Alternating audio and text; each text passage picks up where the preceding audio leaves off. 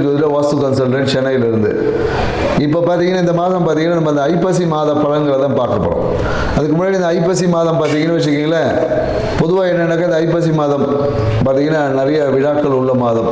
ஏன்னா இந்த மாதத்தில் தான் பார்த்தீங்கன்னா தீபாவளி, பசங்களுக்கெல்லாம் ஒரே கொண்டாட்டம், எப்போ பட்டாசு வாங்கி தருவாங்கன்னு சொல்லிட்டு. ஏன்னா இந்த மாதம் நிறைய பலகாரங்கள் எல்லாம் செய்வாங்க, நிறைய ஸ்வீட்ஸு, நிறைய இனிப்பு பலகாரங்கள் இந்த மாதத்தில் நிறைய இருக்கும். அதே போல் நல்லா பார்த்தீங்கன்னா நல்ல அந்த முறுக்கு, அதிரசம், ஒட்டவடன்னு சொல்லிட்டு அப்படியே இந்த வறுத்த உணவுகளை அதிகமாக நம்ம எடுத்துப்போம். மேலும் பார்த்தீங்கன்னா குடும்பத்தில் எல்லாருக்கிட்ட ஒரு மகிழ்ச்சி வந்து இந்த காலத்தில் ரொம்ப அதிகமாக இருக்கும். குடும்பத்தில் பார்த்தீங்கன்னா மகிழ்ச்சி இருக்குது. ஏன்னா தீபாவளிக்கு போனஸ் கொடுப்பாங்க, நிறைய பேர் பண்டு போட்டிருப்பாங்க. இது எல்லாமே இந்த மாதத்தை வந்து சிறப்பிக்க கூட ஒவ்வொரு காரணம் இருக்குது. அதே போல் தான் பார்த்தீங்கன்னா இந்த ஐப்பசி மாதம் பார்த்தீங்கன்னா நிறைய கிரக மாற்றங்களும் இருக்குது. ஏன்னா இந்த குரு பகவான் பார்த்தீங்கன்னு வச்சுக்கோங்க, அதிசாரமாக கடகத்தில் வர்றார், ஐப்பசி மாத தொடக்கத்திலே வந்துடுறார். மேலும் பார்த்தீங்கன்னா புதன் பகவான் பார்த்தீங்கன்னு வச்சுக்கோங்க, இந்த ஐப்பசி மாதத்தில் பார்த்தீங்கன்னா விருட்சகத்துக்கு போகிறார், துலாத்துலேருந்து விருட்சகத்துக்கு போகிறார். மேலும் செவ்வாய் பகவானும் பார்த்தீங்கன்னா இந்த மாதம் துலா ராசியிலேருந்து விருட்சகத்தில் போய் ஆட்சியாக உட்கார போகிறார். மேலும் பார்த்தீங்கன்னு வச்சுக்கோங்க, சுக்கிர பகவானோட பயிற்சியும் இருக்குது. ஏன்னா சுக்கிர பகவான் பார்த்தீங்கன்னா நவம்பர் 2ஆம் தேதி பார்த்தீங்கன்னா கன்னியிலேருந்து துலாத்துக்கு வர்றாரு ஆட்சியாக. ஸோ மேலும் பார்த்தீங்கன்னா சூரிய பகவான் பார்த்தீங்கன்னா ஐப்பசி மாதம் எப்போதும் துலா ராசியில் இருப்பார். ஏன்னா துலா ராசியில் பார்த்தீங்கன்னா சூரிய பகவான் நீசம். ஸோ இப்படி இவ்வளோ கிரக மாற்றங்கள் இந்த மாதத்தில் இருக்கிறதுனால நிறைய விஷயங்கள் இந்த மாதத்தில் நடக்க போகுதுன்னு சொல்லலாம். எல்லா ராசிக்காரர்களுக்கும் ஏதோ ஒரு விதத்தில் ஆரம்ப கட்டங்களில் நிறைய நற்பலன்களில் மாத பாதிக்கு அப்புறமா சில நற்பலன்கள் குறையவும் வாய்ப்பு இருக்குது. சில ராசிக்காரர்கள் பார்த்தீங்கன்னா ஆரம்ப கட்டத்தில் நற்பலன்கள் கொஞ்சம் கம்மியாக இருக்கும். ஒரு மாத நடுவில் அப்புறமா பார்த்தீங்கன்னு வச்சுக்கோங்க, பாதிக்கு மேலே பார்த்தீங்கன்னா நற்பலன்கள் அதிகமாக கிடைக்கக்கூடிய வாய்ப்புகள் எல்லாமே இருக்குது. பொதுவாக இந்த தீபாவளிக்கு பார்த்தீங்கன்னா நம்ம யம தீபம் ஏற்றுவோம். ஏன் இந்த யம தீபம் ஏற்றணும் அப்படின்றதுக்கெல்லாம் நிறைய விளக்கங்கள் இருக்குது.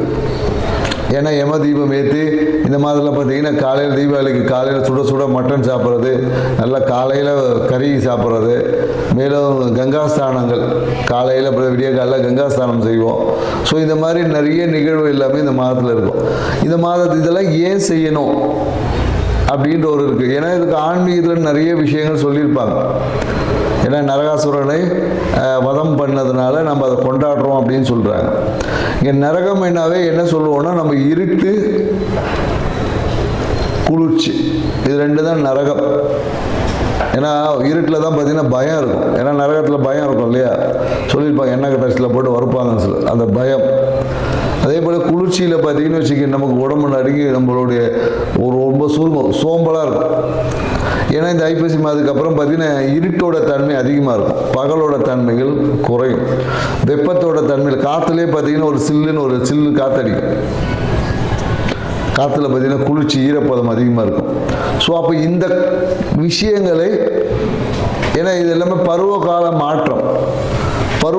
மாற்றங்களுக்கு ஏற்றாப்படி நம்மளுடைய வாழ்க்கை முறையில் சில மாற்றங்களை செய்து கொண்டால் நம்ம வாழ்க்கை சிறப்பாக இருக்கும். அப்படின்றதுனால தான் சில நிகழ்வுகளை அந்த பருவகால மாற்றத்தின் தொடக்கத்தில் நம்ம செய்வோம். ஏன்னா நம்ம தீபாவளி அன்றைக்கி கங்காஸ்தானம் குளிச்சிடுவோம், அதோட கிடையாது.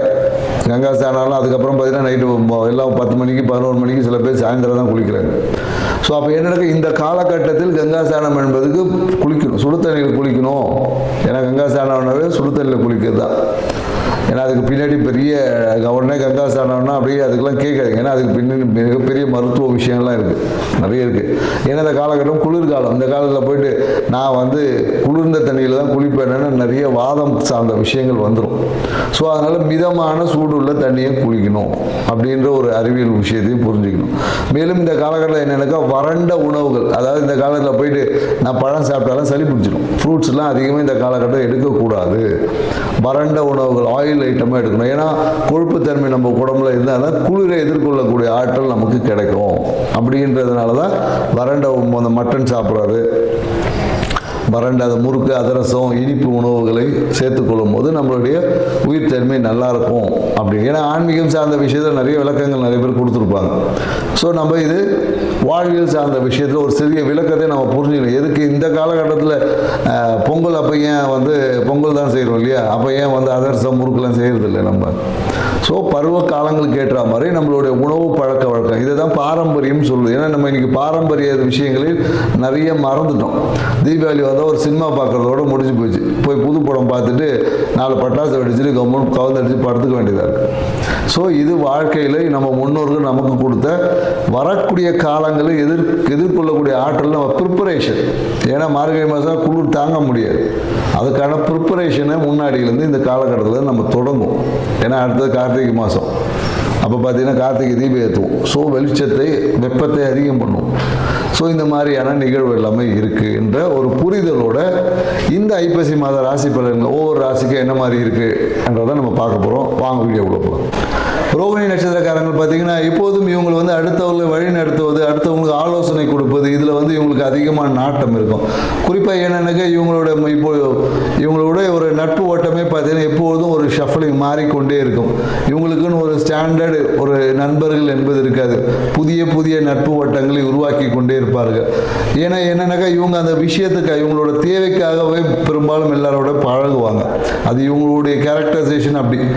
சரிங்களா, இவங்களை குறை சொல்லி ஒன்றும் இல்லை. ஏன்னா இவங்களோட இலக்கை நோக்கி பயணிப்பாங்க. ஏதாவது ஒரு விஷயத்தை தீர்மானிச்சுன்னா அதுக்காக இறங்கி வேலை செய்வாங்க. அப்போ இறங்கி வேலை செய்யும்போது நட்பு வட்டங்கள் மாறிக்கொண்டே இருக்கு. இவங்க கூட பழகிறவங்க பார்த்தீங்கன்னா பழக்க வழக்கங்களும் மாறிக்கொண்டே இருக்கு, நபர்களும் மாறிக்கொண்டே இருப்பாங்க. இவங்க வாழ்க்கையில் இந்த மாதம் பார்த்தீங்கன்னா மிகுந்த சிறப்பான மாதமாக இருக்கும். மேலும் ஏதோ ஒரு விதத்தில் ஒரு சிறிய கடனும் ஏற்படும்.